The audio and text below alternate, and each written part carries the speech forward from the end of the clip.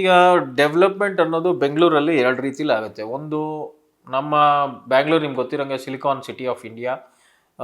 I T, B T ಸುಮಾರು ನಮ್ಮ ಬೆಂಗಳೂರು ಸುಮಾರು ದೇಶಕ್ಕೇ ಫೆಸಿಲಿಟಿ ಕೊಡುವಂಥವ್ರಾಗಿದ್ದೀವಿ ನಾವು.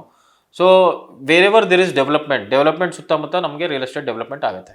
ಒಂದು ಎರಡನೇದು ನಮ್ಮ ಇಂಟರ್ನ್ಯಾಷನಲ್ ಏರ್ಪೋರ್ಟ್, ಅದೂ it place a major impact and role for development of real estate.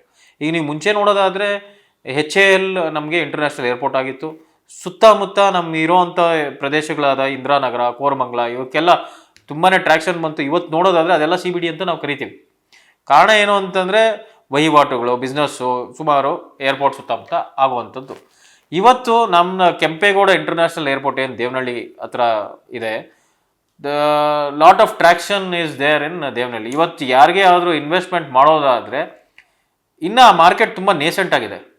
Development ಸುಮಾರು ಬರ್ತಾ ಇದೆ, ಎಲ್ಲ ಡೆವಲಪರ್ಸ್ ಪ್ರೆಸೆನ್ಸ್ ಇದೆ.